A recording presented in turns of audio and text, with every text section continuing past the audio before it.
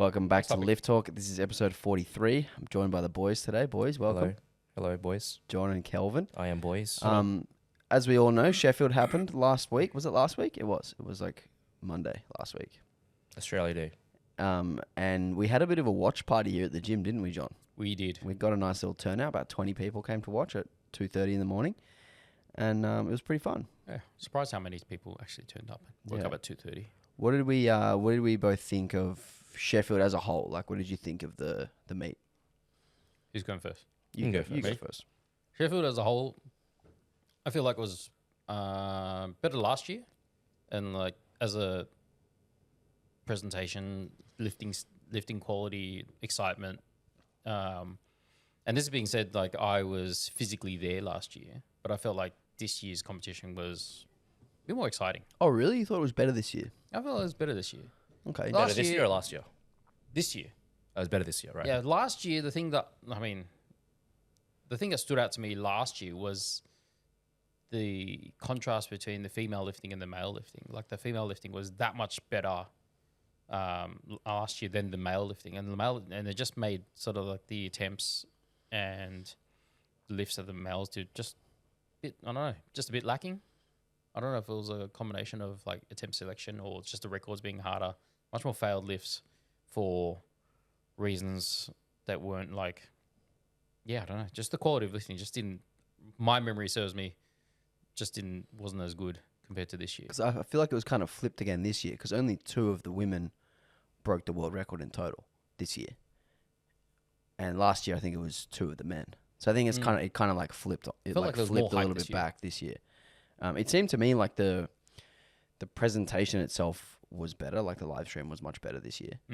But I actually thought it was a bit of a little bit of a letdown. And a part of that was Shell winning, not because like I don't like him or whatever, but because like it was kind of like a foregone conclusion they would win. Like as soon as he announced that he was going to the 66 class, it was kind of like, oh, well, cool, he's going to win. And he won. Obvious. He won so easily. He missed his second bench and his second deadlift, came back and got them on the third. So, like, essentially, didn't have the day that he thought he would, and he still won by, like, several percent. It wasn't actually close, even pretty much from the start. How many percentage points did he? Can't remember. I can't remember exactly, Okay, but, like, enough. I think he put 55 kilos on the world record. Yeah, right. Or 45 kilos on the world record. And, like, it was almost like if Perkins has this amazing day, maybe Perkins can beat him. But, like, even still, Perkins had a pretty good day.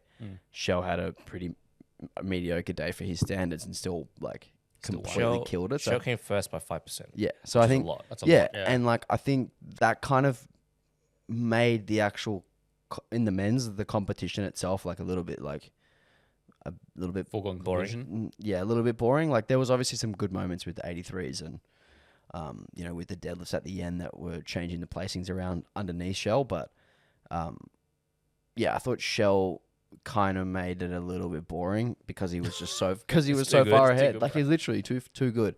Whereas on the women's side, like, Agata was fucking unbelievable, which like we've kind of come to expect. Well, thing is though, this is the difference between the two. Shell attacked a world record that was much lower relative to the others. Like the difference between the 66 and the 74 records was over 100 kilos going into the competition. Yeah, right. And he went down, beat it by 45 kilos or whatever. So it was like he was attacking a weak world record, whereas Agata beat the 69 record by 9% last year and then came back and beat it again by 5% this year. So it was like, it may have been a lot of people's prediction that Agata would win, which she did, but like she attacked already a really, really strong world record. The highest GL was her score, and then she beat it again by more than anyone else beat their world record. It's like the difference between the two winners was pretty incredible. Yeah.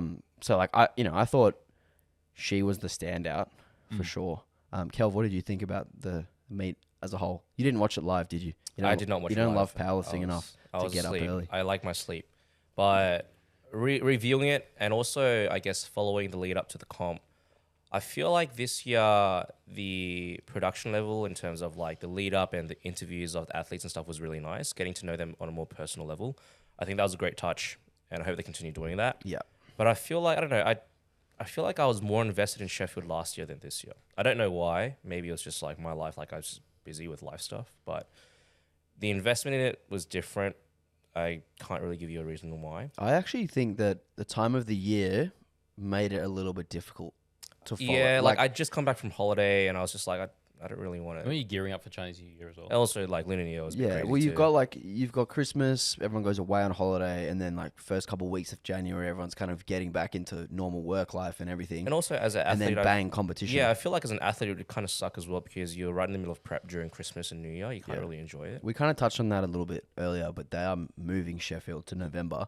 So next calendar year, there'll be January Sheffield, then November Sheffield, which will be pretty tough on the athletes to have two of them in the And same Worlds year. in the middle as well. And Worlds in the middle, but it will allow for that spacing to be better in the future years. I don't know which why think they is a wouldn't just positive. do the November comp. Just write it out till November because you've got Worlds anyway.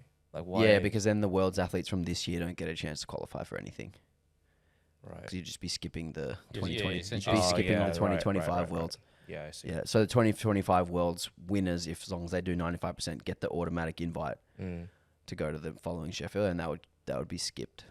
But yeah, I think a really cool moment was seeing Kelly on the screen. Yeah, And seeing her coach as firstly the first Australian, but secondly the first ever female coach at Yeah, that was Sheffield. sick. Yeah. That was really, really cool, and like props to her. She's incredible. and What Meg, she who was not on anyone's sort of like podium list, getting on the podium. She came fourth. She came fourth. Okay. Yeah. I thought she was Close. She was very close. She should have come third because Sunita should have bombed, which we'll get to. We'll touch on that. So I feel for Meg because yeah, like she should have been on the podium and she wasn't because of some auspicious refereeing, which we'll Auspicious. get I mean, to. suspicious. So our first topic of discussion I had was, is Agata Shidko the greatest powerlifter of all time? Well, actually, What do we think? correction. It was favorite moment from the meet. That was your first point. Okay, sorry, that's the favorite moment. Let's do that. Let's do that. We'll get to Actually- Agata. We'll get to Agata after. You go first, Kel. What was your favorite moment? Well, from actually, the you comp? mentioned that. I was trying to make that a segue to the next Okay. point. Okay. Because it's Professional podcasting. podcasting Yeah, over that's here. right. So seeing Kelly was probably one of my favorites. But also I think Sunita's squat. I think she squatted 300 last year at Sheffield, Yep. and then she opened at 295, and then she did what 313, which was at first she got 2 reds at first, right, for depth. I think. No, I think past. I thought it was overturned her squat. I don't remember. Regardless, she still went 325.5 for her third squat, which is huge. Like 25 kilos in a year on a squat is incredible, especially at that like range, 300 plus. And like she missed it, but She it did was miss like it. extremely close. Like Yeah. got really, really high, and then sort of had that like little up and down Wobble, towards yeah. the top. Yeah, it's crazy to think like only 5 years ago or something, the world record squat in the women's was like 275, and now we've added a whole red plate to that. Yeah, 300 plus now. It's It's just wild. incredible. And I think that third squat attempt was the heaviest squat across the board in powerlifting. Attempted. Attempted. In both like tested and non-tested, I think. Oh, really? I think Wow. so, Okay. yeah. Even with wraps and stuff. Yes, I think Wow. so. Okay. Heaviest raw attempt of all time. Yeah. That's pretty cool. John, what was your favorite moment? That was actually Stole it. That was actually what I had listed. Man, what a time to go blank. Do you want me to go first? Yeah, you can go first. I don't remember. You can look at this if you want. Lifting fast. My favorite moment was probably Russell's third squat. Yeah, that was pretty high up. And I'm not like a huge Russ fan. Like I'm definitely not a Russ hater. I'm like kind of a bit neutral on Russ. I think given losing Worlds, this was like his comeback. Yeah. He had the other 83s who, Durance had just beaten him, and Ade had just taken the world record from him. And then this was like his chance to sort of restake his claim as the best 83, and both of those guys missed their third squats, and then Russ came in and was it 338? Yeah, 338. Yeah, as a record. and he absolutely like He smoked it. executed it perfectly. Yeah. All three of his squats were like ridiculously good. And pretty much from that moment, it was like, okay, well, Russ has basically won on, he's back on. basically won the 83s. And I think like, yeah, that kind of, I wouldn't really call it redemption because like he's still at the top, but you know, Reclaim? to get knocked down off your perch and then to come back and take the squat record, the total record. Yeah, incredible performance from Russ. John, do you have a favorite moment? I actually got a couple now. Okay. It's like my memory came back. Third attempt squat and deadlift from Carlina. Mm-hmm. Oh yeah, Just the execution. all of her. I don't know. thirds. It's just like real badass. Yeah, yeah. And I'm like sick. And the other one was Brittany Schlatters deadlift. Kalina wasn't on our list either, though, right? She was not. She no. was like just under the radar. Hey, She was definitely under the radar. She Yeah. was phenomenal. I remember seeing her first deadlift, and I'm like, oh, fuck, she's gonna miss her second. Came in, And minced it, and plus then 12.5. and then came in and minced the third as And well. just absolutely For monstered it. second overall as well. Incredible. Yeah, really, really incredible. Yeah, if you just capture a moment as she locks out, as she yells out, whatever she yells out, and it's just like that's. Yeah. If you capture that in a photograph, Yep. that's an awesome shot. Yeah. So there's our favorite moments. Next one more? point. Oh, you had another one. Deadlift. Yeah, third deadlift. it was actually like quite easy as well. Yeah. Which is cool. It sucks to see Natalie from Australia lose her world record. I think that's the only world record that we had. Actually, the only open world record that we had up to that point. I feel like that's And obviously, Good for it. Nat's done 285 in training like really well. So She'll be as long back. as she gets to worlds, she'll have a chance at getting her record back. But you know, it sucks to be I'm sort a of big Britney fan too. yeah, it sucks to be sort of knocked off. Have Australia sort of knocked off the records entirely, but yeah, that was a sick deadlift as well. Okay, next topic, which I thought was the first topic, is Aga Tashitko the greatest of all time? I think it's too early to say. Really? I She's won in how many weight classes already? Yeah, but I feel like I don't know. She needs a bit more time. I not, would. not to prove herself. Like she's definitely proven herself. But I feel like I don't know who's to say someone else might pop up randomly or just like Well, we're saying right now. Let's say like okay let's in say this like current time. her career ends right now. Powerlifting doesn't exist tomorrow. Who's the greatest powerlifter of all time? Yeah, I'll say Is it that's Agatha? Agatha. Well, if that's the case, Would you say yes? Yeah, it's not a hypothetical. She's already done it. Like she's done it in 3 weight classes. Like what other accolades does she need to collect? and she's World still Games. young as well. She's still a junior. She's still a junior. She currently That's holds fucking insane. 31 world records, which is fucking crazy. Yeah, this is mental. She won Sheffield back-to-back years. No one's won more than one Sheffield. She's the only one with 2. She's won world championships as a 76 and a 69. I don't know if she's the greatest of all time yet, purely because of, like Kelvin alluded to, the longevity aspect of it. That's But what like, what's the benchmark then? She's, well, like, Mm. you know, You know, Sergey like- Fedosienko won, I think, 6 in a row. Ray Williams won four worlds in a row. Jesus won 4 worlds in a row. she's still early in Like, her career. you know, is what I'm there's She saying. is. Sheffield obviously didn't exist back then to get those accolades, but there are powerlifters who have won more competitions over a longer period of time. But you could also argue at that time, powerlifting was arguably less competitive. Of course. Yeah. I mean, I think one thing that really helps her case is if you look at the GL score. She's the first person to crack 130, and she's like 7 points ahead of the next person. Like that's how far ahead she is than the next person. Right Also, now, she's she is the also- best. She's Also, feel like she definitely the best. Also, I feel like she doesn't have the big profile exposure that I think she deserves. I feel like she's a bit understated in that regard. Like not necessarily like a Russ type sort of profile where he's out there kissing the banner before it comes out and lifts, but like she just comes out, executes, and does it. Yeah, she's not like a. Yeah, it's no nonsense. But I feel Yeah. like she deserves more recognition than she actually has. Yeah, I mean, if I look I don't at- know. I feel like she's the accolades. I feel like she's getting the recognition. In order to be the greatest, I think you have to have done it for a a little long bit time. longer. Like if you have think to about like have a little bit longer of a in resume. basketball terms. Well, yeah, like LeBron is greater than Michael Jordan in terms of career. Mm. He won less championships than Michael Jordan. But Well, you let's know, just say she's had a on shorter- track. Jordan had a shorter. She career. is on track. She's on track. Yeah, I think she will be unequivocally the GOAT in 2 years' time. but right now she's She's not making quite there. she's making her way. Yeah, like I think she spoke actually straight after Sheffield about going down to the 63 class Oh my god. for next year's Sheffield. Oh, isn't it because she's already like down to like 65? Well, I think she wanted to do a comp at 65 to like see how she feels Yeah. without like an acute cut to 65. So get her body weight down to 65, do a comp there because she competes so frequently anyway. She'll have a lot of chances to practice it. But if she makes weight at 63, like she's gonna win Sheffield again.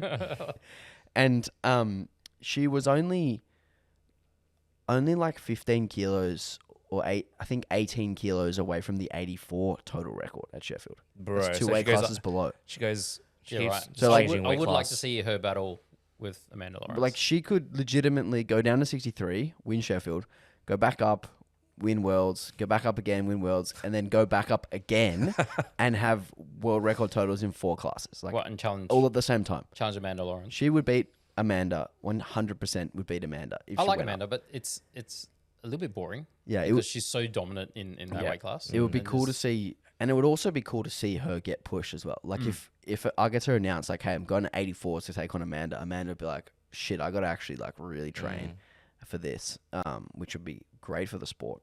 But yeah, I think like, yeah, I think she's that would be unbelievable. ridiculous. I think if Ed Cohen didn't fucking fail all his drug tests, and he's probably still the GOAT, but like we can just exclude him because of, lifetime ban. We can exclude him. Yeah, I think she's right. She's right there. Still on track. Sports. All right, let me just check my notes. Next one is I've got it here if you want commentating. Oh, yeah, commentating improvements. Okay. So I walked away from Sheffield You're a bit mad. a bit disappointed by the broadcast. You're a bit mad. You're a bit mad. Let's be frank. You I also was posted something on more Instagram. disappointed than mad because I'm not angry. I was just disappointed. Slightly I was more disappointed than mad because, I watch other sports and the broadcasting teams and media from other sports. When you watch the national media, it's all very matter of fact. It's very objective. And what we got from the commentary team at Sheffield was overwhelming optimism and positivity, which I don't think is the way forward for any sport. Because if athletes are wanting to be professional, like they're wanting to get paid, they're wanting this to be their job, they have to be willing to be scrutinized, and the media has to be willing to scrutinize them. And what I have seen go along in powerlifting is that, Ryan is awesome hype man. He does a really good job building storylines and hype before competitions. But because he does all of that work, getting to know all the athletes and everything, he's become friends with all of them. So now it's like a conflict of interest for him to say something negative about one of his friends, which I think made the broadcasts a little bit too like participatory in a way. Like, this is elite sport. This is the best powerlifting competition. Joe Rogan does the same thing with UFC. But he calls out bad performances. He calls out bad referees. And also, Joe Rogan isn't the play-by-play commentator. He's the analyst. He's a technical guy. Whereas Ryan's the play-by-play commentator. Yeah, okay. The job of the play-by-play commentator is to tell you what's going on in front of you, point out mistakes, tell the story to the crowd. And I think that, I think he's become a little bit too buddy-buddy to the point where, like, he can't criticize them without straining relationships, which is honestly fair enough because, like, if I make a friend, I'm not going to come and call them out on the podcast, like, and, ruin my relationship with a friend. Like, that's fair enough. But I think they need to find a new job for Ryan where he's, like, doing the interviews out the back because Or he has MC good or some rapport with shit. them. He'll get great answers from them from, doing the interviews out the back or doing the post-game podcast that he was doing. But the actual broadcast itself, we need someone more objective, someone who's going to be willing to call out referees, call out coaches, call out athletes, just like any other sport. Do you think, It was do you think also with powerlifting's ready for that, though? Well, why wouldn't we be ready He for was it? also commentating with Amelia Potter, right? Yeah. Yeah. Well, And Amelia is like, actually, no, she was doing the interviews, I'm pretty sure. was she not also on the live stream? No, I'm I pretty don't sure it think was her. so. No, she was doing the interviews. Like, Who was the other between person? lifts. She's the woman who does the IPF normally. What's her name? I have no idea. Some British lady. Yeah. I don't know her name. Joy. Her name might be Joy. Anyway, I've got a few points to discuss about that. I think that powerlifting as a sport possibly could be too, like, still in its infant sort of phase for commentary like that to take place. And the reason why I say that is because if we're trying to grow the sport, I get what you're saying about like athletes have to face scrutiny, and that's gonna help athletes and coaches get better. But at the same time, like if you're watching the sport of powerlifting and it's being introduced to new people, I feel like by commentating in a way that's positive, it can help people get involved with the sport. That's what local meets are for. I agree with you, but that's what local meets are for. This is a professional. Yeah, I agree with Alex on that. This is a professional, biggest competition in the world. These athletes have been flown halfway across the world. They're getting prize money. Like they have media obligations throughout the week, before, after, post, all that kind They of should stuff. be subject to scrutiny. Could, Like could you test also selections could and you also everything. argue that the commentators just like, I don't know, like I don't know Ryan's history, but like they just don't have the ability to comment on like plays and stuff. Like they just don't see it. Well, that could also be it. Is like, Ryan's not a coach. Yeah, he just doesn't. Maybe you need understand. someone But in there he who lives and understands. trains. Like he's watched enough Yeah, comps. sure, Yeah. but maybe you need someone in there who can talk about the tactics more and explain the technique of the lifts a bit better or whatever. Yeah. Whereas, what Ryan does is it's just overwhelming positivity, and it's, he missed that, but God, he gave it his all. It's like, no, he missed that because it was a bad attempt selection. It was too much for today. We have to call stuff like that out, because it also, coming back to your point, Kelvin, getting new people into a sport, they have to actually be told what's going on, not just be told that everything's all fine. Because, if you're losing out on prize money because you took bad attempt selections, like, why It should... actually adds to the drama and the interest. Yeah. It's not just about I lifting agree. it. There's strategy involved, and that needs to be explained, right? Yeah, exactly. Yeah, I understand that. I think on the other side of the coin, though, like maybe people just aren't ready or aren't happy with being scrutinized, and if that happens too much, they don't want to come back to Sheffield or something, for example. Just Cool, man. hypothetically. But like, Nah. it's cool, man. So, But like, like, toughen don't up. come for our money then. No, like honestly, toughen up. This is a professional sport. Yeah. Like, Yeah, what I does agree with Alex on what this does one. every other athlete do? Mm. This stuff happens in, like, obviously I follow basketball really closely. Like, there's reporters who get into verbal fights with media members in the locker room all the time. Like, Joel Embiid pushed a reporter across the locker room and like pretty badly hurt him like What a few weeks ago, Why? because he wrote an article about him that he didn't like. Yeah, right. And he literally saw him in the locker room, and he went across the room and shoved him. Like, this is a 7-foot man shoving a fucking reporter. Like, that's... I want to see Jesus shove. Yeah, like, I'm not saying that's a good thing, but yeah, I feel like if we want to grow powerlifting and we want powerlifting to be seen as a viable option for a professional sport like basketball, baseball, football, soccer, whatever, we have to learn some things from them. Yeah, we don't have to invent the wheel. Those things already exist. Yeah. And like, they've already done a really good job with the media that you mentioned earlier. Like, and they got that straight from Netflix Drive to Survive F1 Actually, series. now that I think about it, if we're trying to entice people to the sport, general population, if you want to call it that, are exposed to all those other sports. Yeah. So to them, it probably wouldn't be a bridge too far to expect the same level of commentary. It's not a surprise when you turn on a basketball game and someone, like some coach doesn't call a timeout, and the commentators are like, "Oh, he had a timeout to burn and he didn't.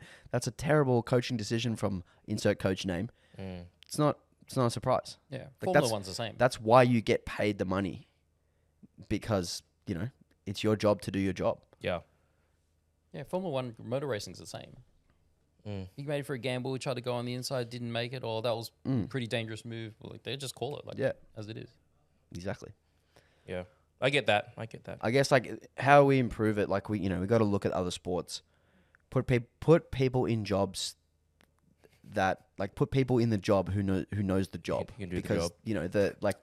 Good job. yeah, good job. The play-by-play guy, he can't be a story man. Yeah, it could be possible that Ryan just doesn't see it, or he doesn't want to say something that's not right, or make assumptions that aren't correct. It's not even that. It's more that there's no scrutiny. Like, there has to be some level of scrutiny. Yeah, 100%. I agree. Yeah. Anyway, Is that your job, Alex? what's the next? I don't think I have a good enough voice for it. You do a podcast every week, man. What do you mean? Yeah, I don't think I have I feel like if you turn on American sports and you hear all of the like play-by-play commentators, man, Yeah, they it's they have unbelievable voices. Chris Andrews. Yes. Oh Great yeah, voice, Chris man. Andrews. Chris Shout has out Chris has a great voice, nice and deep, dulcet tones. Yep. He could do it. Late night love songs. All right, the final point I have here is the refereeing standards. So we sort of alluded to it earlier with Sonita. You were mad about this as well. I wasn't Not mad, just really disappointed. mad. I wasn't really mad because I've been in a referee chair and it's fucking hard. Yeah, it is. Like hard. that's the first thing. Is They were like, they were sitting very close to the athletes as well. as they should. Also, we're basing some of this on us watching the live stream, not being there Yes, too, right? and we also get we also get the benefit of replay at Yeah. home. They don't get the benefit of replay sitting in the chair. So like I understand it, but there were deadlifts that were passed that should not have been passed. Like Emil's final deadlift probably should not have been passed. That put him on the podium. Sonita's final second deadlift should not have passed. That put her into She was second locked out, at right? the time. A lot of soft. Well, she didn't get. Soft She knees. really shouldn't have got any of her deadlifts. That deadlift didn't pass. Was it just me or she's like, it looks like she's changed her deadlifting I think with positioning. the super heavyweights, what you often see is that when the squat blows up, it's because the body weight's gone up, and then that brings Changes the, the that brings the deadlift Mm. down. Yeah. And like Jezza for instance, his deadlift used to be a lot better. Then his squat fucking went through the moon because he gained Yeah. 20 kilos and his deadlift went crated. And He that's also what, had lockout issues. Yeah. yeah, and because a lot of it is because they get quite chunky palms and stuff, and it gets hard to hold the bar. Yep. Yeah. And that's what makes Jesus so great is that he's such a good deadlifter. Mm. And what made Ray Williams so great was that he was such a good deadlifter. But yeah, like when there's prize money on the line and podium spots are being decided on lifts that are to fucking everyone who was here at the watch party, we got one view of it and we went fucking Everyone, no yeah, way. In sync Yeah. too, yeah. For Sanitas, for Emil's, and the funny thing is that Russ's third deadlift was not given, and of those three examples, his was the best. What was he lighter for He though? he was just Do you remember? slipping through grip before he got the down call, and then he put the bar down. So it was like Was it a little bar? bit early, sort of dropping the bar a little bit before the down command. Okay. But the other ones were just soft, right? Yeah. They So were held in, yeah. So. it's they were all obviously a little bit different, because Emil, Sumo, Russ put the bar down early. Sunita held the bar forever, Yep. but it just wasn't a convincing lockout position to everyone who was here. And it just sucks because had Russ been given his, I think he finishes I think he would've- finishes third. Podium, I possibly. think he finishes third if he gets his. If Emil misses, he finishes fifth instead of second. Yeah. Enough to and- change the result. And Sunita's third deadlift was actually given and then taken off her, overturned. So it's just a little bit confusing when there's that much inconsistency, and I don't really know what the solution is, other than honestly I don't know what the solution is. I'm assuming at some point there'll be a tech solution. What AI refereeing? Not necessarily AI refereeing, because I feel like for the nature of sport, you still need a human to make that decision. Or maybe something to do with like the way the jury intervenes. Yeah, like a instant replay by the jury or something. But also, like, there's also the argument that the jury can intervene too much. True. that was felt what like I they liked. intervened enough. On That this was one. what I I think, yeah, I liked. think the Sheffield was okay. I think they did a really good job actually at Sheffield. I think the squat refereeing was great. I think usually at IPF comps, like IPF Worlds, man, they fucking make them put their asshole on the floor. Like really, like some of the depth calls that get given at IPF Worlds and Can be a bench little depth bit inconsistent. and bench depth calls. Like Well, it's just like they're it's just also- like what are we doing? There are also some IPF comps where, like, they just squat high and they get given it as well. When regional ones when or have you even seen world that? I ones? haven't seen that. Both. Really? Yeah. I haven't- feel like more often than not, Yeah. it's they penalize people on depth and they want to see like Deeper Alex squats. said, yeah, deeper squats. Yeah. It That's more seemed- often What's the case. inconsistent overall? It seemed to Yeah. me like Sheffield was a little bit more lenient than Worlds, but I actually like that because I think Worlds has gone too far the other direction. Yeah. And I think the benefit of the doubt should always go to the lifter. Yeah. If And you can't see it. that's really important. The benefit of the doubt should always go to the lifter. And, you know, like, Sheffield's also a spectacle, sure. so you need to take that into consideration. I don't like the idea. Someone put this in my question box when I was asking for people's takes about Sheffield. Someone said Sheffield should have lower refereeing standards than No, Worlds. No. And I No. said no, because first of all, money's on the line. Second of all, records are on the line. It also sets a standard as well for the rest of the competition Mm-hmm. for the rest of the Yeah. year. What we really want is consistency. Yeah. And Matt Gary went on the Barbells and BS podcast. Have you guys listened to that podcast at all? no. The Scottish guys who do, but they've had some really good guests on. Actually, Matty B went on there. They've had Jason Clark and Evie went on there. It's good potty. They had Matt Gary on, and they asked everyone for a hot take. And Matt's hot take was, IPF refereeing needs like a full overhaul. And you know, one of the points he brought up was, if you had every IPF referee in a room and you put dots on there, if you asked them to put a dot on their own knee crease and their own hip crease, you'd end up with dots in fucking a million different 20 places. different spots. Yeah. And I think that's part of the problem with the refereeing, is that there's just such a difference in variation because Interpretation of the rule book is the rule book is so hard to interpret. Yeah. So, yeah, I think all we want as powerlifting fans and as coaches and as lifters and as referees is we want consistency. We want to know what the standard is, and we want that standard to be upheld. I think refs also want, like, being in the reffing chair, just a very clear indication of like what constitutes as depth. What are we actually looking for? Yeah, elbow depth as well. What are we actually looking for? Like, what do you want us to do? Yeah, because you need a goalpost for your clients to train to. For ourselves. But then what ends up happening is we just, and like, say for example, I make a call and I ask if another ref agrees, and they say, "Oh, it's just your interpretation of the rule book." Then it's like, well, fuck, like, did it do a good job or not? Yeah. Yeah, And I I agree. would like to add to it, all three of us are actually referees Yeah. as well. Two of us are national referees. I'll be there soon. I'll be there soon. I actually think this might be a hot take, but I think the bench press rule fucking sucks, and we need to go back to the old one. The elbow depth one. Probably not even a hot take. Probably a very I don't think mild that's take hot- that hot everyone. take at all. Probably mild. It's It's like a lemon and pepper take. That It one. was introduced very quickly. It was very hard. It's very hard to referee. It's too hard to and look at, To be man. honest, it doesn't affect that many lifters. Mm. Mm. You know, the thing Yeah. that it's trying to achieve is addressing like a very small subset of lifters. Yeah, it seems to affect far more women than men as well, Mhm.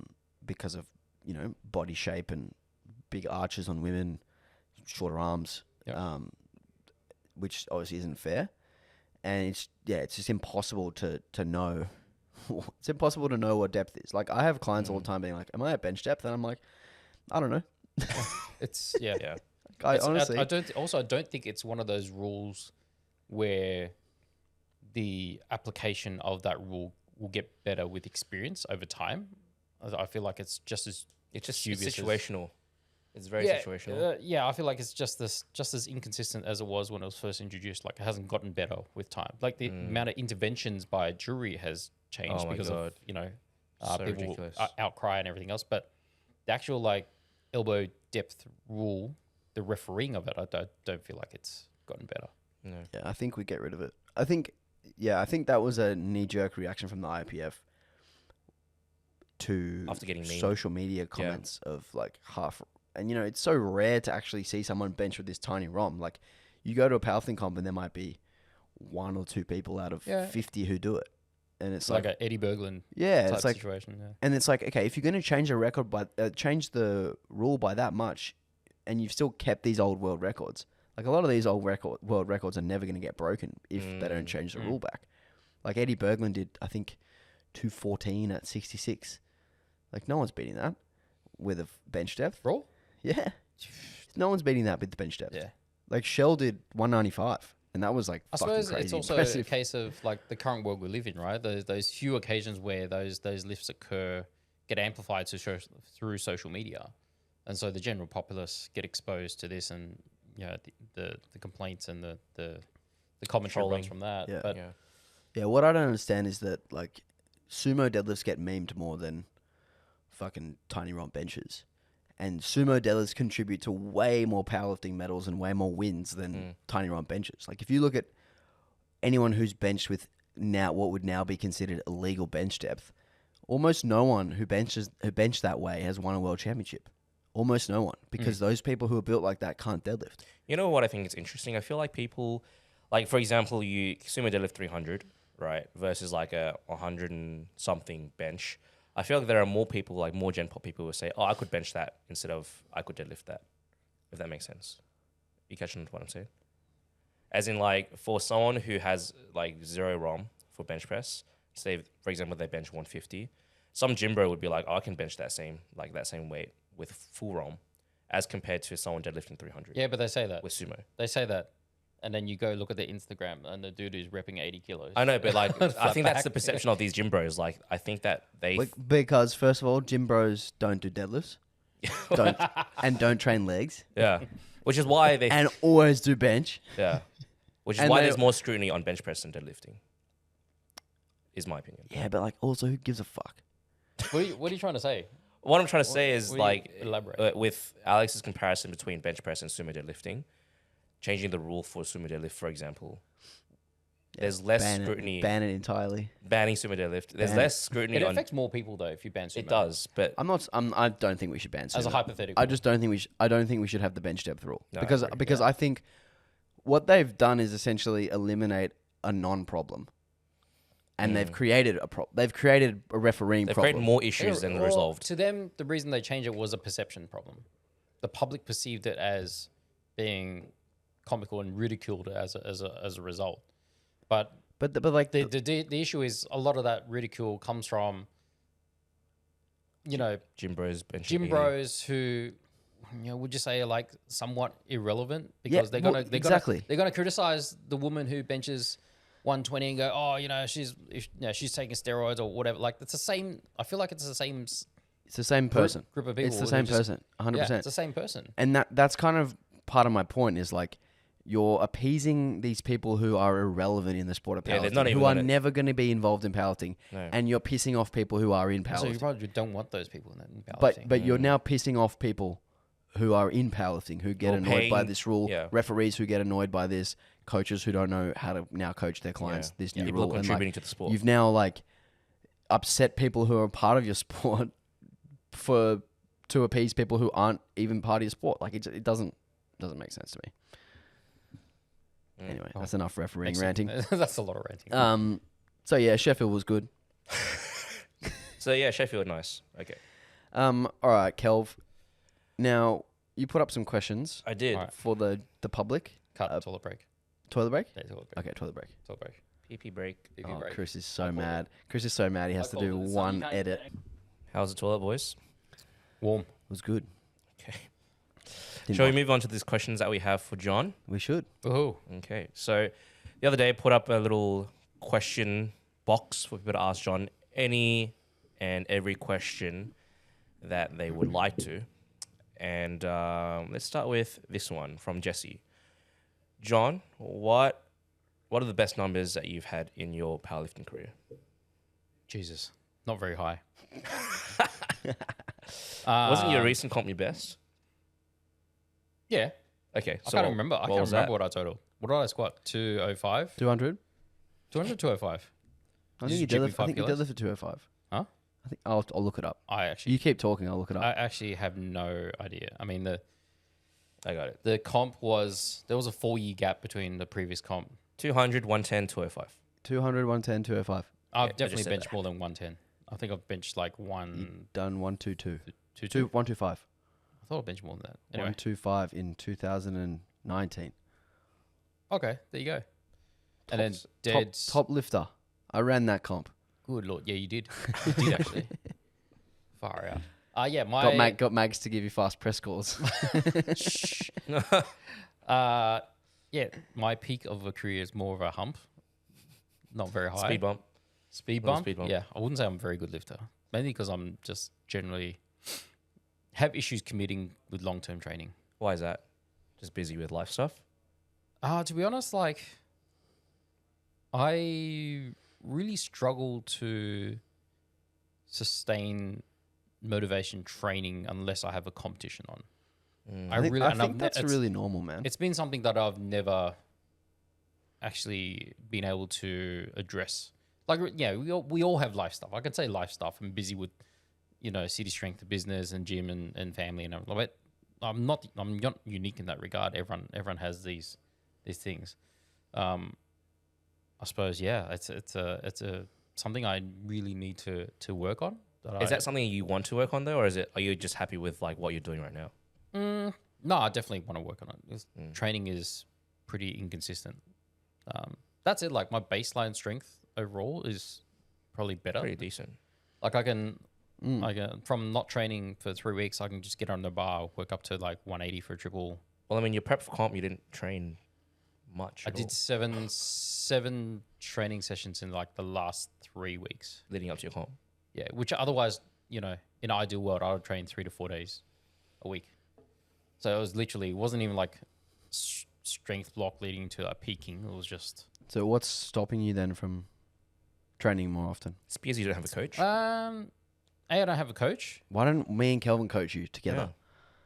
Why don't we all collaborate, the three of us, sit down and coach for John Tran? I think part of it is what my priorities are. Like I'm kidding myself if I say training is my number one priority at the moment. Of course.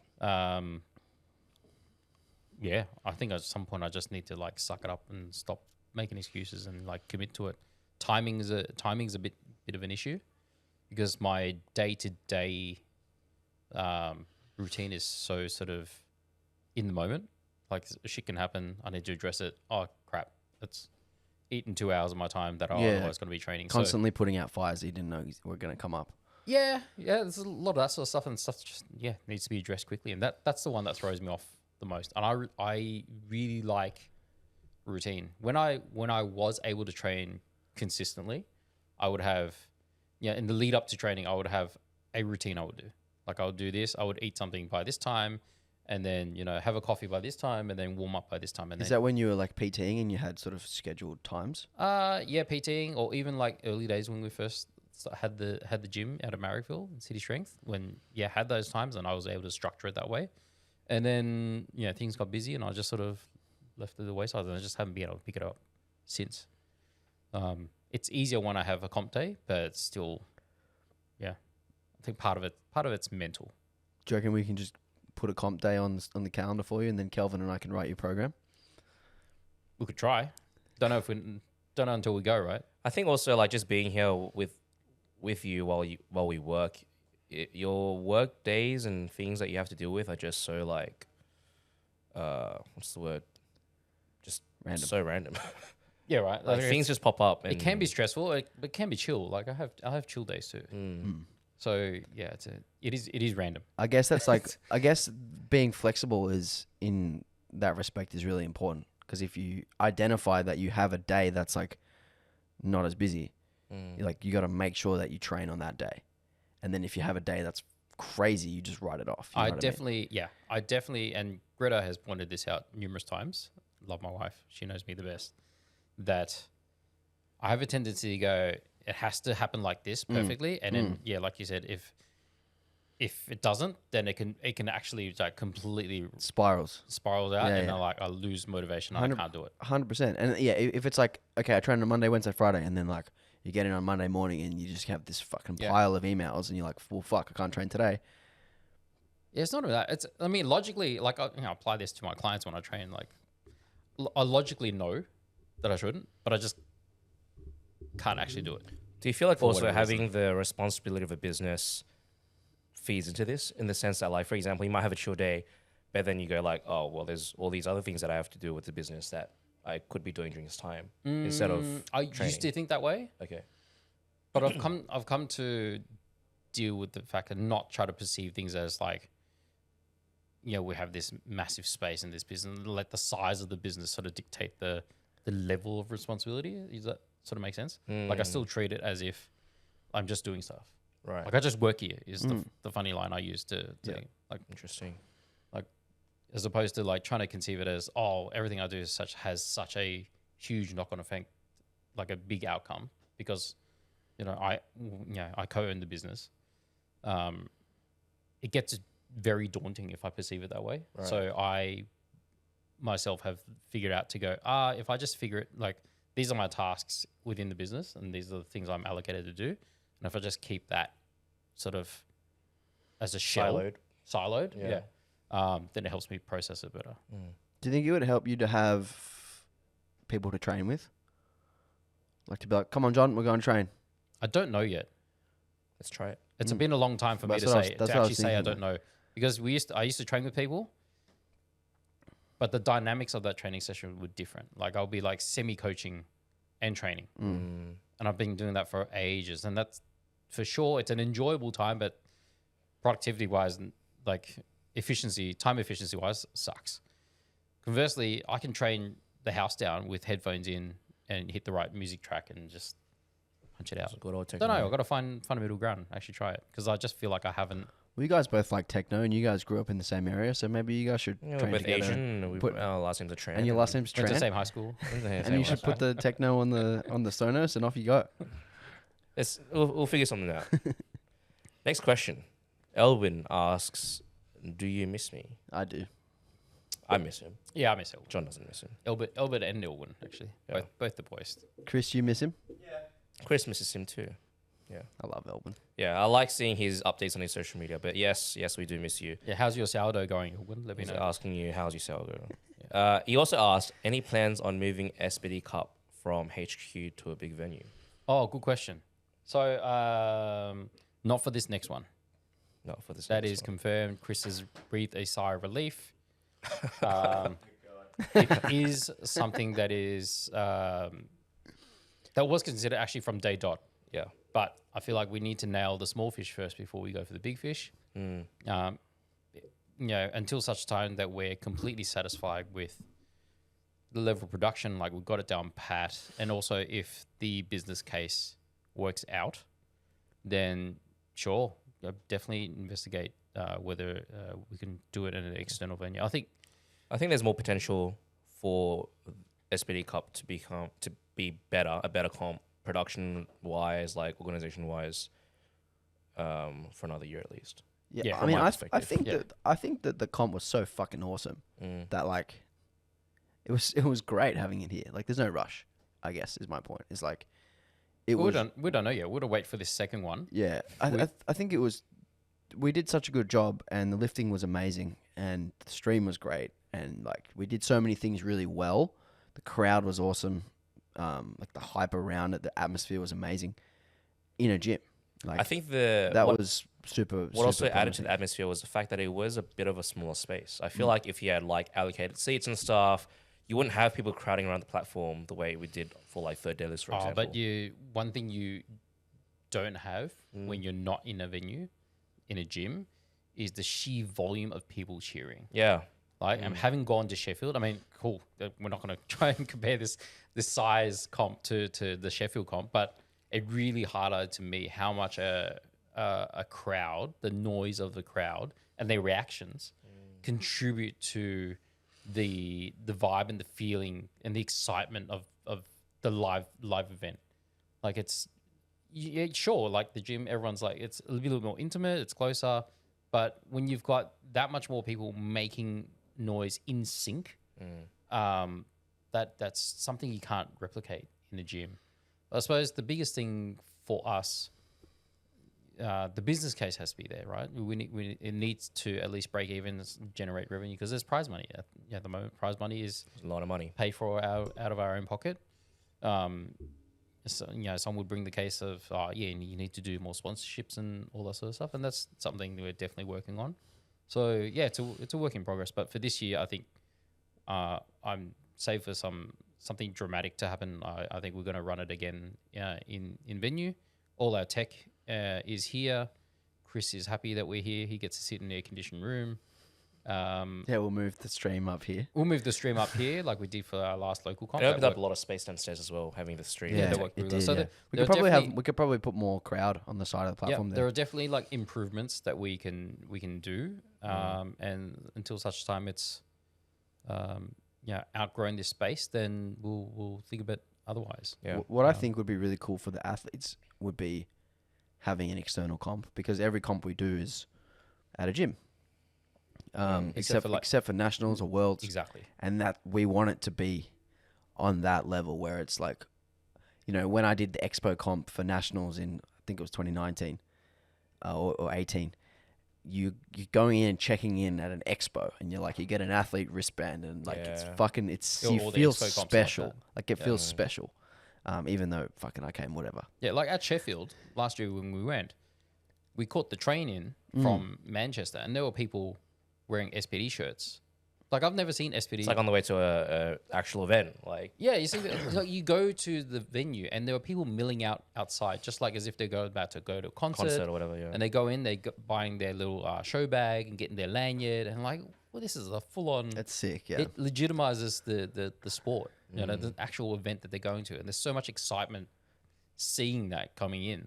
And so I think SPD Australia Cup, that's something we'll aim towards, to get it to at some stage to that point where it's in an external venue, you know, with lighting and big MC and everything. We need to do a video on the Instagram about the ranking system as well.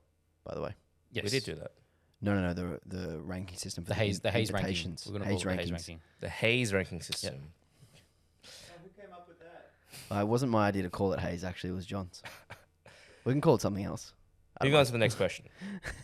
Zach also asked, "What's the plan for the next SPD Cup?" So there are people who are keen about it, which is good. Yeah, I think what we're going to do differently this year is get the ranking system announced, and then we're going to send invites out a lot earlier. Yeah, when are invites going out, Alex? Haven't decided. Huh? Haven't decided. Before Worlds. After nationals, I think. Yeah, I think after that would be good. Yeah. By the way, we're deciding this on the fly. Yeah. Like on this podcast. Sometime in probably Welcome to our meeting. probably March or April, we'll send invites out. Yeah, I think March will be good. Yeah. Gives them time. One, I'd add to that from like an event running standpoint, probably pre-selling seated seats. Maybe not strictly allocated seating, but because I don't know how we're going to police that. I Have a limited run of seated. Yeah. We know how many chairs we've got. We know how many we can fit. So we might do a case of pre-selling seats. The front 3 rows or something like that. Probably all the seating. Okay. Maybe the then seating can be sectioned off, And then with there could be another standing area. Yeah. You'll get a different wristband or a lanyard, whatever. The other thing we are going to do is there will not be a local comp on the same day. It will just be the event itself. Are we still going to do afternoon lifting as well?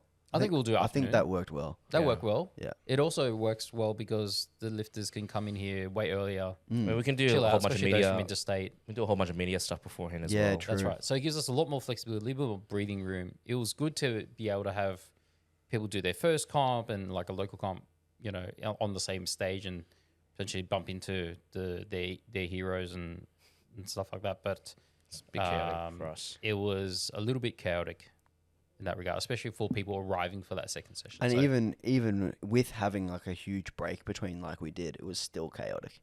Like we had like a 3-hour break between the sessions and it was still chaotic. Yeah, like we're still running last around doing deadlift was shit. put down and it's like, cool, we're going to transition. Yeah. Pull the roller door. We literally closed the roller door down so no one could see, all that sort of stuff. Yeah. So we're just going to run a standalone comp in itself. Portaloos, the gazebo, the whole kit and caboodle, similar thing.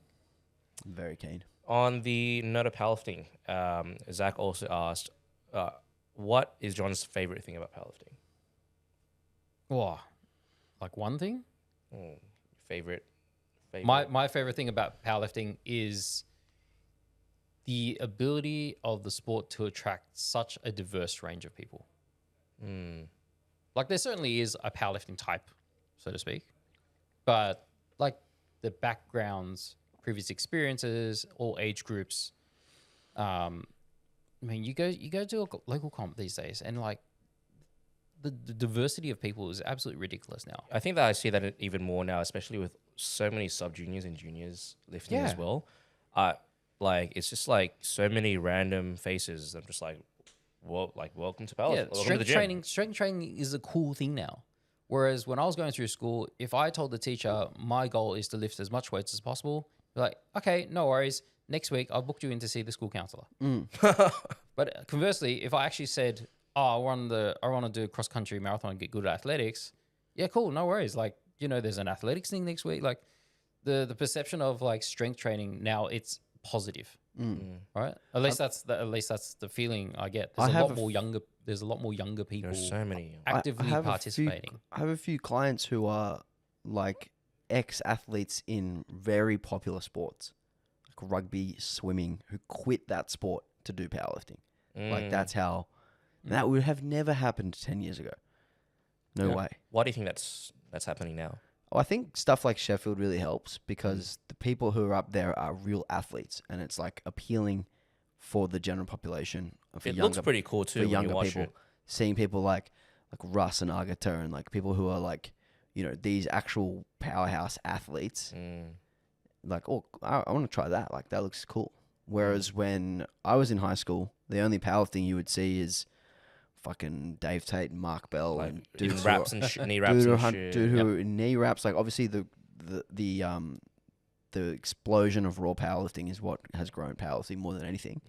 But yeah, when I was in high school, it was equipped super heavyweight guys. Yeah, multiply. Yeah. Knee wraps, red boys. faces because their Yeah. blood pressure's through the Like roof. there's Rolling start deadlifts. if you ever watch like multiply powerlifting, I mean it's almost like it's a different sport. Have you seen Westside versus the World, Kelvin? No, what You is need it? to go watch that documentary What's it about? just to give you a bit of an understanding of like what John and I Went I'm through. talking about. what not what we went through, but what we envisioned powerlifting was when we started. And that's honestly that's why I took so long to do my first comp, because I saw powerlifting and I saw very few influencers who were like me. Like the first person who I saw who was like me who did powerlifting was Johnny Candido. It was like he was a junior, he was similar weight to me. The weights he was lifting weren't like astronomical that it was like unattainable or ridiculous. Yeah. And that was enough for me, attractive enough for me to go, yeah, cool, I want to do that and I want to do a comp. Whereas before that, there was nothing even remotely like that. Yeah. It was, If you want to get an example of something like a lift that's like completely, at least for me, when I saw it was completely unrelatable, was Dave Hoff squatting, I think it was 11 or 1,200 pounds, some absolutely ridiculous, in a Inza Leviathan suit. The grey out of one? a mono. the grey one? It's Out of the a one mono with as the well. industrial straps. Yep. Like, okay, don't get me wrong. I would not be able to pull that off. And most of the people listening to this podcast would not be able to do that feat of strength. What I'm getting at is just that entire setup, the culture of like getting into a like multiply lifting is so far removed from what powerlifting is, like raw powerlifting is What today. popular powerlifting is today. Well, so Yeah, it's just crazy. If you look at that video, he does like I mean, it was a good squat by their standards, but it would not hold up in like raw standards now. And like I said, he's got it about 2/3 of the way down. 2/3 of the way down, Two-thirds remember how- of the way down to depth. absolutely That is. ridiculous weight Yeah. in a multiply suit. It's so unrelatable to Yeah. anyone else who just goes to the gym. Yeah. Like you just go, what the hell's going on? Like Yeah. it doesn't appeal to people. Yeah. And this also ties into another question by What's your favorite thing about powerlifting? my Kelvin? favorite thing about powerlifting. This is a podcast. It's not just a John interview. Good question. I think that my favorite thing about powerlifting, now that it's evolving and developing quite quickly, arguably, is just meeting meeting a very diverse range of people, and That's my answer. especially on comp days. Hey, let me build on this. On comp days, everyone's supporting each other, even though you don't really know them. Like you meet them, Yes. you meet them getting weighed in, and you're like, "Hey, I'm Kelvin. This Yep. guy's John, and I'm here with my mate Alex." And then by the end of the comp, like you three are taking photos together, like because you competed together. I think that's really really sick. Yeah, that's kind of similar to what my favorite thing about powerlifting is, which is the community. You stole my answer. Well, it's a bit different, but like I met my wife through powerlifting. Yeah. I met some of my best friends through yeah, my powerlifting. Like girlfriend's some powerlifting too, some yeah. of the people who stood next to me at my wedding, and like probably half the guests at our wedding were fucking from powerlifting. From the same federation. Yeah, from all people who from the gym. Like it's just such a good community, so supportive, and like you find friends for life. And I think it's different to like team-based sports where it's like team versus team. For a lot of people, and I think what a lot of sub-juniors and juniors are understanding now is that it's for themselves. Like they're doing it for them. And I think that's really nice, like to see young people get involved with that sort of understanding and that sort of philosophy.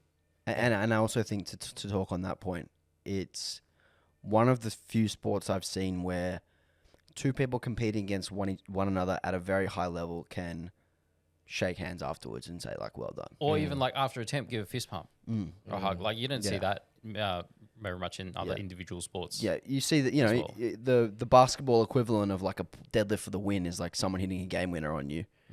You don't go and shake their hand after they hit a game winner Yeah, on nice you. That just fucking dunk that on just me, doesn't bro. happen. Like you're Yeah. closer to fighting them than that, you know what I mean? So it's like, yeah, even if you are really, really competitive closely with someone, you can still... Do you think it's be a mates. case like with those examples? The nature of the sport means you're actually like confronting those individuals, think and so, whereas at powerlifting you're not. Yeah, you're not on the You're not platform. an at the enemy. bar. Like, yeah. You're not on the platform at the same time as anyone. Yeah. This is why what I was... Although you don't see that in weightlifting though. I was talking to someone recently about this. I can't remember who it was, but he was like, "Oh, he's asked me, is there ever any like conflict or beef in powerlifting?" And I said, "Yeah, there is, but it's usually like people taking shots at each other on social media, Yeah. and it's fucking lame because you're not like racing to the bar to see which one of you gets there faster, and then whoever gets there faster gets to squat the bar. Like that's not how it works. Like you're never on the platform at the same time. It's essentially doing the same thing. It's not like in the UFC where they do the face ups and then they try and fight each Yeah, other. yeah. Then you're not actually punching someone or like tackling someone or like defending someone. You're lifting at different You're times. lifting It's an very inanimate strange. object. Yeah, you're lifting an oddly shaped piece of metal. Yeah, I always find that very interesting when, you know, people try to like create beef in powerlifting. Does that mean don't there's quite room get it. for it potentially to bring up some, you know, some drama and some action? I want to see beef between the media and that's what I want to see. Beef between the media and the athletes. Nah. Do we need a Khabib and Conor? Conor McGregor type? I think the culture of powerlifting in general, for the most part, is mostly positive as well, which is what I really enjoy about the sport and the community. I think it's nice. Totally. 100%. Yeah. Nothing more than that is highlighted the fact that when I did my comp for the first time in 4 years, I was reminded by the fact that, yeah, everyone's really wishing the best for you by like random people coming up to me and going, "Hey man, you got good lift," or like, "Good luck for the next one," and vice versa. Yeah, super cool. I think that like what we mentioned ties into Victor's. Victor asked, "How do you predict the Australian powerlifting scene to look like in the next 3 years?" Yeah, I think we answered it. Well, we spoke a little bit about this yesterday when we were all, or no, Tuesday when we were all in here together about nationals, and I'm so excited for nationals. Doing a nationals preview show with Matt next week, but I think, you know, this nationals is only going to be like a warm up for next nationals and the one after that. Like I think the way that Australian powerlifting is growing in terms of the top end talent, but the depth underneath the top end talent, and then also, you know, the Melbourne clubs coming over. There's not that many Victoria. not that many Victorian people doing nationals this year. Like there's a handful, and a lot of that handful are at the top. You know, like Brittany's in, Tanis, Kian, they're at the top and vying for podium. But there's a lot more of them, and Hung as well. There's a lot more of them who haven't come over to APA yet, or have just come over and still need to qualify for next year's I'm sure nationals. there's heaps of people that are just under the radar that we haven't seen yet as well. And I think once that continues to grow, there's going to be more movement into our Fed. And I think we're just going to end up with just this crazy amount of talent at the top. And, you know, some people who are starting to get on the podium at Worlds. Yep. I think we'll see Vicky on the podium at Worlds this year. I think, you know, maybe we'll see Nat or Lucy or both on the podium at Worlds this year. Maybe Tanis or Kana on the podium at Worlds this year. Yeah, I think we're headed in a really interesting direction, and I think it's only getting like further This is and just further the start.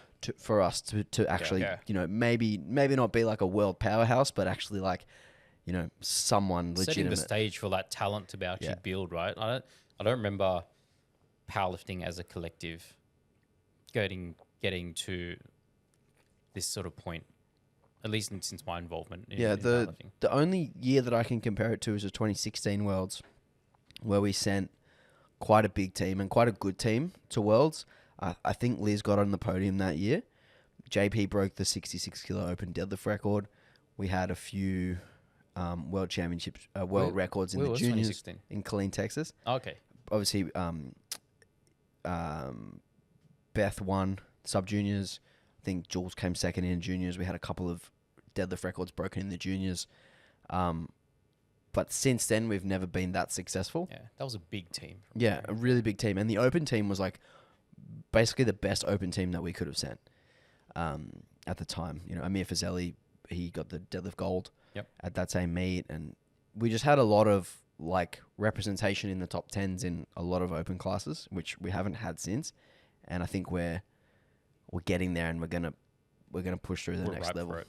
Yeah, we're gonna push through the next level soon. I think to add to that, like on the local front, with a lot more like the entire state of Victoria coming on board, I feel like there will be an increase in gyms wanting to participate, affiliate, and probably coaches as well.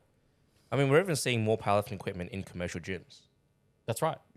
Yeah, Onyx down the road, they got a V2 rack and a full set of plates and a bar. And there are some anytimes which I know now are stocking like power bars and calorie plates and stuff. Yeah, and at some point, it'll be, it's becoming more mainstream. It'll be somewhat the norm. It'll be mainstream, and that will be the huge tipping point, because if people see it in gyms and they know what it is, then they will potentially be interested in watching it before they participate. And then, back to you, I think what we discussed earlier about commentary and presenting the sport in a better way, that's the way to capture that crowd, because those are the people who watch footy and watch all those other sports and still unsure about powerlifting. They've seen the bits, they know, they've heard about it. It'll pique their interest. I think it'll just snowball from there. That's one of the huge things that's improved so much, is the live stream aspect of it. Like back in the day, you had to wait until the results were put on Open Powerlifting, or you had to wait until someone posted an Instagram of their meet recap. Like I remember one comp that I did, I had people messaging me after the comp saying, "How did you do?" And now that would never happen. They just watch the stream. So yeah, it's changed so much, and I think all of that stuff is just, and it's not just Australia, it's everywhere. But I think we're doing a particularly good job with sorry, that was me knocking the. We're doing a particularly good job here in Australia, particularly in the APA, with getting the local comp stream quality really good. Yep. Last few questions. We have a question from Victor, the dictator. Would you be my date to get into Berghain? Berghain. I don't know what that means. Berghain, for those who don't know, is a infamous techno nightclub in Berlin. It's based in, I think, a old disused power station. There's like two parts of it.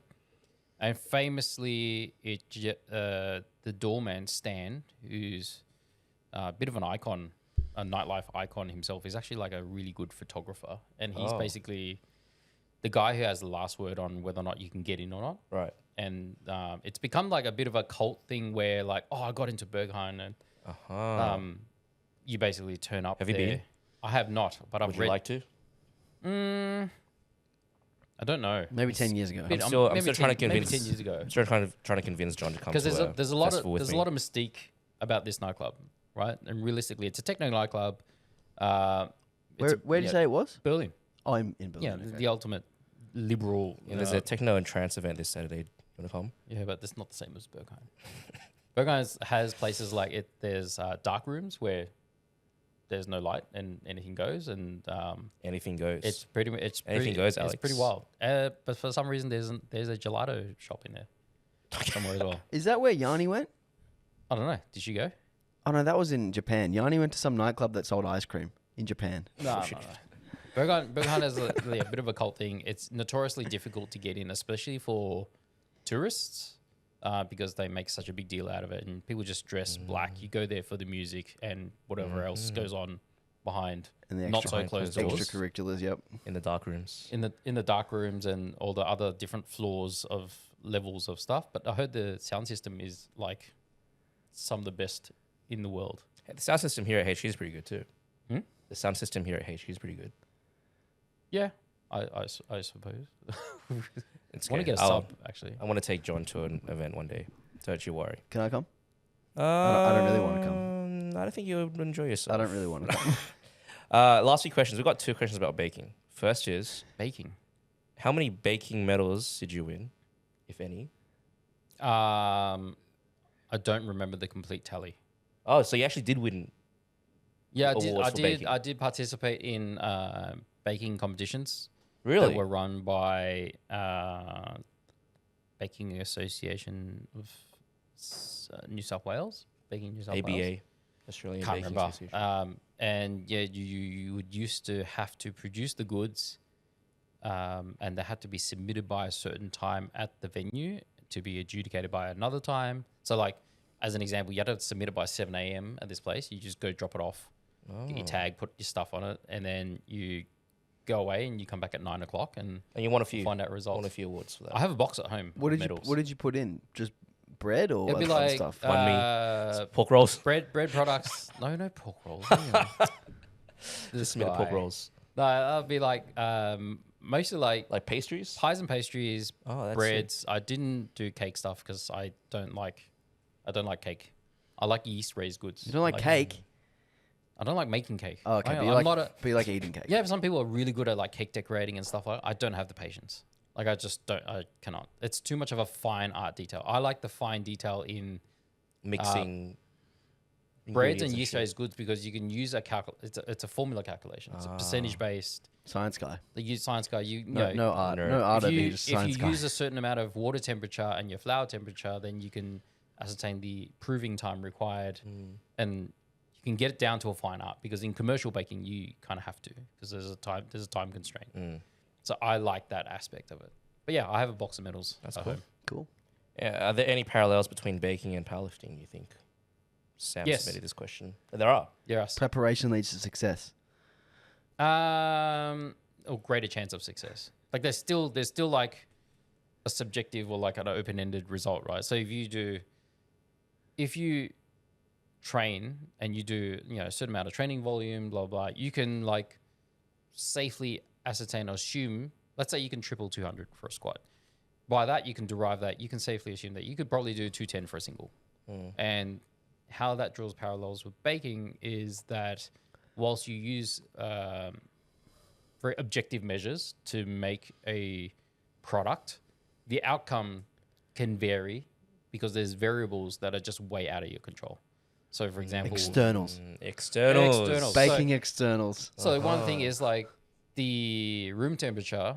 Use that room temperature and your flour temperature to dictate the water temperature because you want a certain rate of rise. So in you would have bread. to like measure the temperature of the room at that point in time. At that point in time, before you mix the dough, Oh shit! to Wow. determine your water temperature, and then there's a factor that you need to factor in by the mixer because the mixer through its Certain action speed or whatever. imparts heat into the dough that dictates how quickly it can rise. But the thing you can't control is the temperature difference between the time you started that, Yeah. by the time you get a dough or like whilst it's brewing, like no one's running a baking business in a fully temperature controlled environment. Yeah, this isn't the Heisenberg meth lab. Yeah, exactly. So like you you seen can get Bra- it have you close, seen but you Breaking never Bad? get it down to a T. No, I haven't. You ever but seen Breaking Bad? Come No. on, man. You need to go watch Breaking Bad. I haven't seen it either What? You laughed at my joke and you haven't even seen Breaking Bad. because I've heard references. I heard Meth Lab. I just laughed. Anyway, last question. On big one. Tuesday, we did all wear the orange SPD shirt. We did. And someone asked, do you actually like the orange? Alex, do you like the orange? I liked it a lot more than I thought I would like it. Yeah. I like the full kit when it's all on together. I think if you wear any of the individual things on their own with another color, it looks weird. Except for like a t-shirt, because you can just wear black around it. But there was a couple people at Sheffield, like they were wearing their like country suit, and then they had the orange socks. Panna. Yeah, like someone had the orange belt with like a blue and green suit. Oh, it just looks strange. Oh, speaking of which, can we circle back to something about Sheffield? Yeah, go. I would like to be able to have the opportunity to pick the brain of some of the coaches' attempt selections. Put it Ooh. that way. Yeah, there was a lot of ambitious Like we plans. obviously don't know the full context of the decision, like the French around the trains. decision. But like, for example, like Panna's second to third squat. Mm-hmm. Or like they jump 15 kilos from first to second Grind King, man. and then Grind 2.5 to third. And just some of those attempt selections, like, oh, we're missing some info. Like, why did they? Yeah, and then my issue is that Ryan doesn't call it out, and he just goes, so you know that Panda's gonna fight there, brother, and that's it. He's not wrong. I mean, yeah, sure, he's not wrong, but like, was it smart? To get the Probably best not. result. Well, we don't know the full story. Maybe that's But why it's not that we don't know the full story. We've seen him compete dozens of times. It's But the that's same maybe fucking also thing why every Ryan comp. holds back on making commentary, because he's like, I don't want to say anything that is a wrong assumption. Potentially. There's no assumption to say that something was a bad decision. It's not really an assumption. It can be pretty clear. When that, you kind of have to make a decision. Mm. Like, of course, if you don't know the full story, like if someone's injured and then whatever, or they're sick and they didn't tell you, like, sure, there's certain circumstances that are aside from that. But if the same person goes 1 for 3 from squats, Still goes fucking up. 10 comps in a row, and all their fucking second I'll attempts, take back what I said. all their second attempts are grinders, like, when's it going to change? Okay, back to orange. Well, we do have one last question. No, we haven't answered orange. Do you like it? Do I like the orange? My emotions about the orange were like a roller coaster. Basically, I saw the media like pack that they gave us, and I was like, oh, that looks sick. But it was Russ Orhy. Was it Russ? It was Rust It was and Russ. Durans And Duran's posing. So, they looked sick in the suit, in the dark skin. with their dark skin, their their abs dark pumping out of the complexion and suit. Yeah, man, stuff. they could wear potato sack and look good, those guys. And I was like, that looks so sick. And then it came and got delivered, and we started unboxing, and I was like, oh, that's pretty orange. Like, that's a very orange color. And then I started to put it together again, like people actually wearing it. And I was like, oh, okay, that actually looks all right. So I don't mind the orange, but it is difficult to match it with other pieces of clothing. If you're as pale as I am, don't buy it. I had the same roller coaster that Kelvin did. Being the retailer, we obviously got to see the detail of it early on screen, and obviously when you print it out. I thought it would actually be a different tone color of orange. I think also the gray looked great too on the screen. Yes, Yeah. it was a bit darker, and obviously like the color looks different on different screens. And when it came, I was like, oh. And then when it was on people, it looked great. Admittedly, I do like the orange. I have like 3 orange t-shirts that are nice BD at home. Big Dragon Ball Z guy. And I have mentioned it, like there are instances out there where orange mixes well with other colors out there, not even in fashion. And then I've spoken to this people like martini racing colors. If you don't know what those colors, there's like a dark blue, pale blue, and there's like it's red, it's not orange, but an orange would fit on that. So funny enough, if you somehow worked like a reflect style color, that blue or tones of that blue with orange, like a light blue and orange would work. But you have to there's a certain level of confidence you got to wear it with. It's like a pink. It's like a pink shirt. That's also, wear it well. I think, like the body type sort of dictates how it looks on you too. Color tone, or you mean type, like shape? Shape and tone. I mean, shapes any clothing a piece of apparel, That's regardless. I think lighter colors look worse on bigger people in general. Like bigger people look better in darker colors. And I think like darker skinned people look better in greater variety of colors as well. Like the orange on Kana's. Like using Russ and using Russ and Durans was a fantastic marketing point. They did. Yeah, I It mean, was a very good idea. They look good. but I also feel They like can it's look good in how anything. you wear it as a person too. If you wear it with confidence, it looks good. Well, okay, I got a friend who's who's very high in fashion, and he says that 50% of your outfit is whether you decide to walk out the door wearing it. Like that's a if good you way actually to leave the house wearing it, you've done half the job. Yeah, because I was hesitant getting orange shirt, not even like with the SBD stuff. We went shopping one day and I'm like, oh, I don't know. And I tried it on. I'm like, whoa. Yeah, And you then suited. you feel good about it, then you just walk out with Yeah, it. yeah. and I mean, you suited looks the great. full orange kit. This isn't a question You that's suited it. on here, but what color SPD kit would you like to see? What I like to see. Yeah. I think they need to do like a dark purple as the main color. I would like to see not actually one color kit. What do you mean? I would like to see somehow a release that will be a mix of a color palette that you could use pieces interchangeably. I don't know how that would be done. That's just an idea in my head. I think that execution too. And the suit, yeah, like the suit kind of encapsulates all the colors, and then you can use the different accessories on top of that it. will be That would be very cool. that would be good. 'Cause it's a little bit different. You know, every other company manufacturer does this color, and then there's matching pieces to go with it as a complete kit. But it'd be cool if somehow it could be worked that you could, have one anchor piece, like one piece that singlet probably, or not even just competition gear. It could be out of competition gear, but pieces that you could use interchangeably and it'll work. Yeah. I'd love to see SBD get into more like streetwear stuff as well, which they tried to. Yeah, in that's Yeah, the trackies are cool, and the oversized. oversized tee and the oversized singlet, and Yeah, I rate the hoodie. Yeah, The the hoodie. feel of it, the heavy fabric garment of it actually is really, really nice. Actually feels really good on the skin and in the hand as well. But yeah, for us, we're in the southern hemisphere, so the release times are a little bit tricky. Like hoodies and stuff in Yeah, 30 summer. high 30-degree heat Yeah. don't do so well. That's the nature of the beast. I think that's it. Alright. What age did you go bald? I'm not bold. For can we stop saying bold? It's bald. Bald. bald. Bald. Bold is like a italics, bold, non-bold, like font. Mate, you're talking about two boys from like the area. Yeah, you're bro. Lucky, you're What's lucky this with it. discrimination, Is man? it? Oh yeah, okay. Yeah, is it cuz? Is it? Oh my god. I don't even know what that fucking means. Is it cuz? It's bald. BALD. Anyway. Bald. Sorry we didn't go to private school. For Get done. I'm not bold. Well, you know what, Kelvin? Bold. It's showing. I still actually, It's fucking showing that you did it. Sorry I grew up poor. I actually still have hair. I just willingly shave it every 3 days ish. When did you start doing that?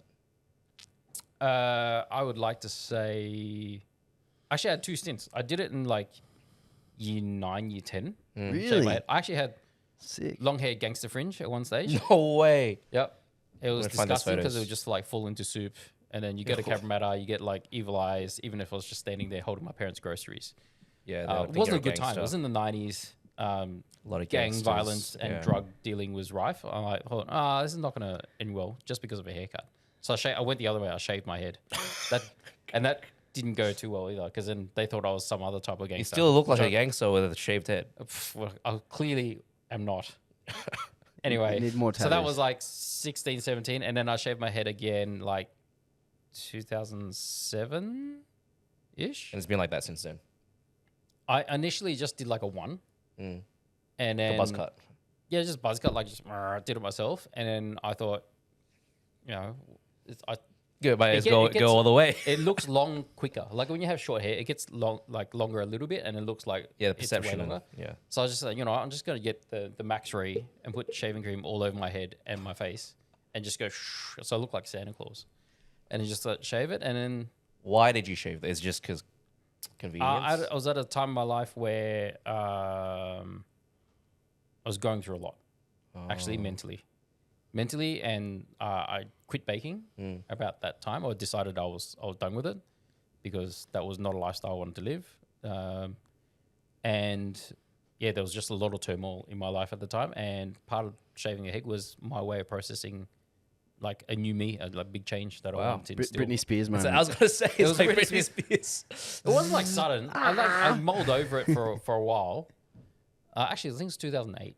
Yeah, 2008, 2009. So you followed Britney Spears. and then just Yeah, shaved it. Haven't looked back since. And Would you grow your hair out again? I don't see the point. Funnily enough, my daughter Elva, who's 4 years old, said to me a couple of weeks ago, says, "Papa, why don't can you grow your hair?" I'm like, because she's obviously never seen me with hair. Yeah. But apart from that, I don't see any advantage or point to do it. Like, I don't know. Because Yeah, when you grow your hair back, having it this short, at some time There's a very awkward phase, right? there's an awkward phase where you just look like a bum off the street, like an absolute fluff on your head. Like, what do you? You actually are bald now. I'm not. No, I can see the little. I am grains. I'm like balding, like in the middle, but like it's not there. If I leave my hair, like I have hair there. Please grow your hair out, What for? So I can. just so we I can have a look. had blonde tips. For us, I had blonde tips at one stage. not for yourself. Year tips. No, Yeah. you should shave your head, Kelvin. Oh, you don't want to see that. I did shave my head once in high school, and I did not look good. I looked like a monk. Did you? I was gonna say, did you look like you joined the temple? Yeah, I did. I literally. You looked still had like, eyebrows though. Don't they shave their eyebrows? Do monks shave their eyebrows? They shave their eyebrows. Do Actually, they? I know Laos and Thai monks do. I don't know if I don't Chinese know. monks do. I don't know, but I look like I just got ordained. So yeah, I'm not doing that. All right, that's episode 43. 43? Is that right, Chris? 42. We'll be back next week with a APA Nationals preview, and then I don't know what we're doing the following week, but we'll be back after that. Ciao. Cool. See yous. See ya.